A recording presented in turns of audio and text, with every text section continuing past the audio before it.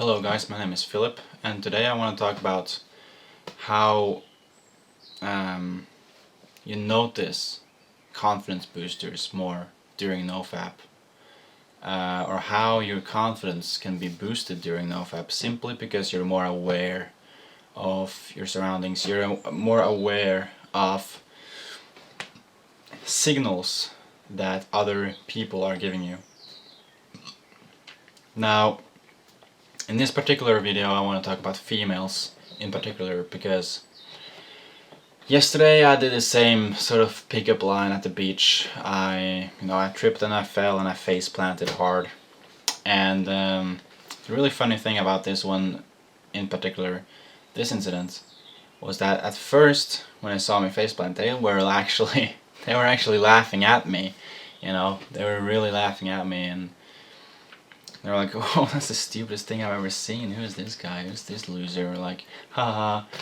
And then I looked at one of them and I went, I'm so sorry, but I think I fell for you." And then they started laughing hysterically, and they were laughing with me. So, and I think that's another it's another great example of, comedy, the power of comedy, how you can at once make a complete fool of yourself, and just by saying one thing in a certain way, you can suddenly change their minds about you completely. Once you're a stupid fucking fool, and then you're, a genius, or, a charmer. Which in this case I was an idiot that just fucking face planted right next to these chicks. And the other instant I was, I was a guy with huge balls that just did something that most men don't have the balls to do, and they thought it was funny, they thought it was charming, and I know I got a blast from doing it. I got an adrenaline blast, to say it like that. And so, again, I just talked to them about what they did and what I did, this and that, and it went quite well. I didn't ask for any phone numbers, I didn't do any of that. I did ask for the names actually, and I got all the names. I only remember one name. I'm not gonna say it because I don't mention real names on YouTube. But that was the most gorgeous one actually, the one that I told that I fell for her. That's the one that I remember the name of. She was like 11 out of 10, I'd say, because you have your sort of imagination that goes to one point where, this is the most gorgeous a woman can possibly be. And then some women, some goddesses just exceed that. And she was one of those, she was one of those that you just, wow, can women actually be this beautiful? So I'd say she was like 11 out of 10. I'm not shitting. And that's, that adds a challenge to it too. That's why I try to do this with the most gorgeous women. It's not because, alright, let's say if I only wanted to score, if the only reason why I'm doing this is because I want to score, I want to fuck, right? I would try to do it with the chubby chicks, because they're actually a bit easier to get. They don't have that sort of high confidence, and they probably don't have their phone full of like 100 men that's trying to get on a date with them, which pretty girls tend to have. So, well, if I only wanted to put my dick in some hole, I would try on some less beautiful chicks. Now, that's not why I'm doing this. The reason why I'm doing this is to completely, challenge myself to the limit. Challenge my social anxiety to its absolute limit. And that's why I'm doing this with absolutely gorgeous women, because that's the hardest. They are the ones that making me nervous. They are the ones that almost make me faint just by looking at them. So to challenge yourself to the limit, you need to try to do, if you're gonna do what I'm doing, you're gonna try to do this with the most gorgeous women, because they are the ones that are gonna scare you the most. And that's also gonna challenge you the most. It's gonna make you self-improve the most. So that was that incident. And today also I was talking to my colleague, my female colleague. She has a boyfriend, so it's not any of that. Once again, I'm not doing this to score, but you know, we were just talking about what we did, or what I did actually on my day off, because I was the only one who was actually off that day.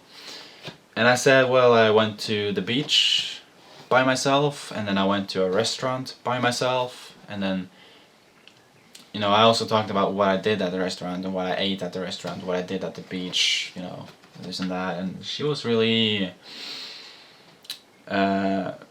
positively surprised that I did all these things by myself. She said that, you know, I wouldn't even dare go to a restaurant on my own. I think that's scary. And I was like, really think that's scary? I don't know, like, I sort of understand what she means, because it's kind of like, I don't know, you kind of look like a weirdo when everyone else are sort of sitting with someone else and you're just all there by yourself. I also noticed that when you're alone at the restaurant, the waiters think that you're from another country. It's very interesting actually. When I sit by myself at any restaurants, because I've done this before, right? They all start speaking English to me. It's quite interesting. And this one in particular, you know, I didn't really have this sort of one waiter that did everything for me. I got served by like 4 different waiters. Every single one of them talked English to me. And then I answered in Norwegian and they were like, oh. So that was just the interesting thing. But anyways, my female colleague, we'll call her Jill, which I also called her in my 62 Days Without Porn video. If you have seen that, this is the same Jill, okay. And she was, you know, positively surprised that I did all these things on my own. And yeah, okay, before I go to the whole sort of message of this video, I want to talk about this last incident that was actually just now, like 2 hours ago. I was at the train station. I was reading my book, you know, Your Brain on Porn, and right next to me sat this group of these people. They were 1 year younger than me, all of them. They were from 97, I'm from 96. And they were talking loudly about this and that, and they were all like, I think they were a bit drunk too. And then at one point, one of the women said that, you know, this guy next to us is probably quite annoyed by us because we're talking so loud and he's trying to read his book and whatever. And then I looked up and I was like, are you talking about me? And they were like, yeah, we actually are. What kind of book are you reading? And I was like, well, to be honest with you guys, I'm reading Your Brain on Porn. And they were all, they all started laughing. One of the women even took a picture of the book. They were like, can I take a picture of the book? I was like, yeah, and I just held out the book and they were like, Your Brain on Porn? What the fuck is he reading? And I talked about this book, and it was an interesting thing here because I talked about it with pride. This is something that I didn't really do back when I was jerking off. Whenever I did something that I felt like other people thought was weird, if I ever did one of these activities that other people thought was weird, I would be insecure about it. I would go, you know, they don't really think it's cool to do this, should probably not talk about it. Now I don't have none of that. I take pride in almost everything I do, to be honest. It feels amazing. So I even took pride in reading this fucking book. I wasn't like cocky about it. I was like, I've found the truth. Porn is poisoning you. You know, I didn't go like that. I was just like, I talked about the book in a very secure way, like self-confident way. And I also talked about, what I do, that I'm an apprentice, this and that I'm going to the military after I'm done with the apprenticeship. And the whole time, there was this sense that they were all really excited about what I was talking about. In this incident, with my colleague, with the women at the beach yesterday, it was this constant feeling that they were actually attracted to me. That they were like, oh, you're doing that? Oh, that's awesome. That's really interesting. Actually, even like almost all of the women at the train station now, like 2 hours ago, at some point they said, wow, that's actually really interesting. About one of the things that I said I was an apprentice, that I'm only 1 month away from becoming a fully educated chef. When I said this, they were like, oh, that's really interesting, wow. And then I also said that I was going to the military, to the, what do you call that in English, like, is that the Navy? No. The sea department, like the submarine department. I don't know what the fuck they call it in English. But I was going to that, and I was gonna be a chef in the military, and they were all like, wow, really? And it was this like, and it was really real, like I felt like it was real, their excitement about what I was talking about. It was so real, and it boosts your confidence. It boosts your confidence so much, because you're aware of it. And that's what I was talking about in the very beginning of this video, that I don't think this is just women noticing me more. I think more than anything else, this is me starting to notice that women are noticing me. Because when you're fapping, when you're on, your pornography addiction, you're gonna be so numbed from all these external signals, positive signals that you're receiving. You're gonna be unaware of it. When you're on NoFap, you're gonna notice that you're gonna have an easier time noticing when people are attracted to you, when people look up to you, when people find what you are talking about interesting. You're also gonna talk about everything in a more enthusiastic way, which is also gonna draw people's attention to you.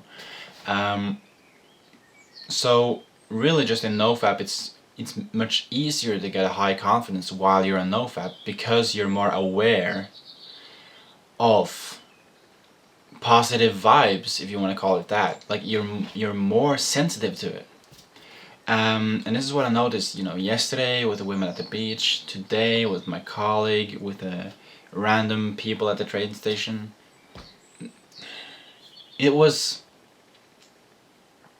always this sense that people were actually interested in what I was saying, that for the first time in my life I actually believed that women find chefs attractive. That's something that I've always been told, because this is a kind of weird sort of joke that people pull on me, that or used to pull at me when I said that I wanted to become a chef. They were like, oh well, you're gonna be a chick magnet. And I was like, really?